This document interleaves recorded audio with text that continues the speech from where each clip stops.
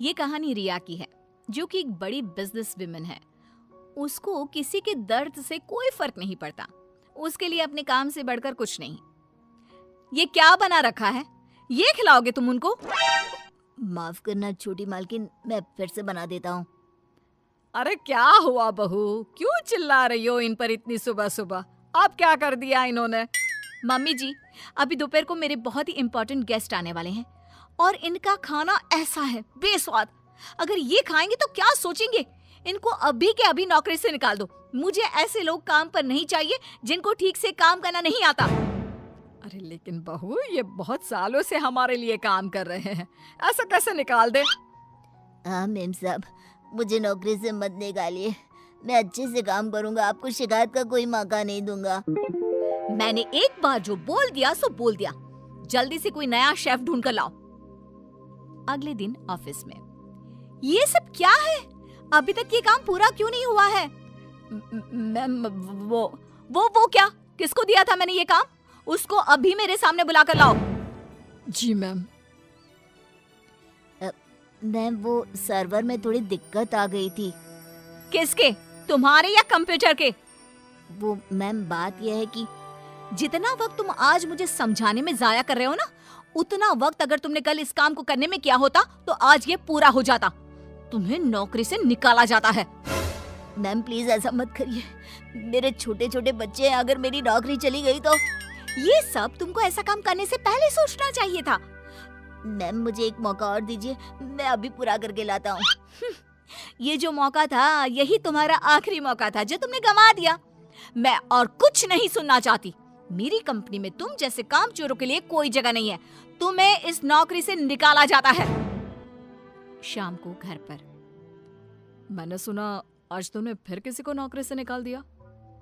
अरे हमारी पॉलिसी है ना, हमारी कंपनी लोगों के इमोशंस का भी ध्यान रखती है। इमोशन कुछ नहीं होता। कमजोर होते हैं वो लोग जो ऐसे काम करते हैं। और नौकरी से निकाल दिया तो इसमें कोई नई बात नहीं। जिस तरह घर को साफ करने के लिए गंदगी बाहर फेंकनी पड़ती है, उसी तरह कंपनी को आगे बढ़ाने के लिए यूजलेस लोगों को कंपनी से बाहर निकालना पड़ेगा। तुम लोगों की तुलना गंदगी से कैसे कर सकती हो? जिस स्पीड से तुम लोगों को निकालती हो, मुझे डर है कि किसी दिन कंपनी के सभी लोग ही ना निकल जाए। फिक्र मत करो, ऐसा कभी नहीं होगा।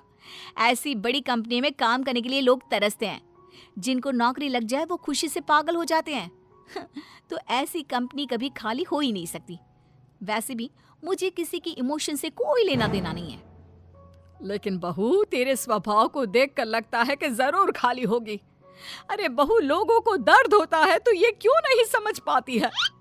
मम्मी जी, आप कब आई? आपको क्यों ऐसा लगता है? दर्द वर्द कुछ नहीं होता। कम से कम मैंने तो इस दर्द नाम की चिड़िया को कभी फील ही नहीं किया। क्योंकि बहू तो दूसरों की भावनाओं की कदर नहीं करती। दूसरे क्या सोच रहे हैं, क्या कर रहे हैं, वो क्यों नहीं कर पा रहे हैं, किसी की परवाह नहीं करती। ऐसा नहीं होता बहू। तो मम्मी जी, आप कह रही हैं कि मैं दूसरों की पर्सनल कामों के लिए अपना काम रोक दूं और उनसे उनका दुखड़ा सुनूं? हाँ बताओ भाई, क्या हुआ? नो वे। नहीं बेटा, मेरा मतलब ये है कि तू बस एक गलती होने पर लोगों को काम से निकाल देती है। ये भी नहीं सोचती कि अगर उसे काम से निकाल दिया तो उसका घर कैसे चलेगा, वो अपने बच्चों की फीस कैसे भरेगा। मम्मी जी, आपका मतलब है वो कितनी भी गलती करे मैं उनको माफ कर दूं और वापस ले आऊं? मम्मी जी, अगर मुझे ऐसा ही करना होता तो मैं कंपनी नहीं खोलती, कोई धर्मशाला खोलती, ताकि जिसका जब मन करे आए और जब मन करे जाए। माँ का वो मतलब नहीं है। माँ बस इतना बोल रही है कि अगर वो गलती करते हैं तो उनको डांट लिया करो, समझा दिया करो। लेकिन नौकरी से निकालना बहुत ज्यादा नहीं हो गया? मम्मी जी, आपको भले ही ऐसा लगता हो, लेकिन मैं इतनी बड़ी कंपनी ऐसे ही नहीं चला रही हूँ। ऐसे बहुत देखे मैंने और मैं ये अच्छी तरह जानती हूँ कि ये कैसे सुधरेंगे। इसलिए आप चिंता मत कीजिए और आप प्लीज मेरे कामों में दखल मत दीजिए।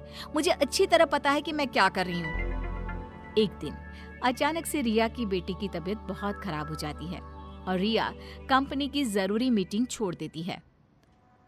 बहू, तू यहाँ क्या कर रही है?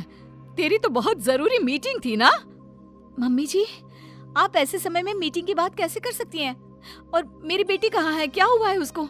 डॉक्टर ने क्या कहा? यूं अचानक से बेहोश कैसे हो गई? उसका बीपी लो हो गया था, जिसकी वजह से वो चक्कर खाकर गिर पड़ी और उसको थोड़ा बुखार भी है। अच्छा हुआ, कोई ज्यादा घबराने वाली बात नहीं है, मैं तो डर ही गई थी। और बहू तेरी मीटिंग, उसका क्या हुआ? तुझे तो भारी नुकसान हो गया होगा। होने दीजिए मम्मी जी, मेरे लिए इस वक्त मेरी बेटी से बढ़कर कुछ भी नहीं है। ऐसी मीटिंग्स तो फिर आती रहेंगी।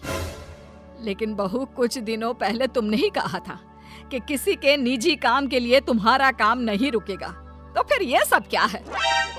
मम्मी जी, आपको क्या हो गया है? ये किसी का भी निजी काम नहीं है, ये मेरा अपना निजी काम है। वही तो बहू, जब तुम्हारा काम था तो तुम सब कुछ छोड़कर यहाँ आ गई, और तुम चाहती हो कि दूसरों के घरों में कितनी भी परेशानी दिक्कत आ जाए, वो उसको छोड़कर अपने काम को पहली ड्यूटी समझे। लेकिन वही चीज अगर तुम्हारे साथ हो तो तुम अपनी पहली जिम्मेदारी अपने परिवार की तरफ समझती हो, उसके बाद तुम्हारा काम। ये कैसी नाइंसाफी है? उनके साथ तुम करो तो ठीक और वो करे तो गलत। आप सही कह रही हैं मम्मी जी, मैंने ये बात कभी समझी ही नहीं। अब तो समझ गई ना?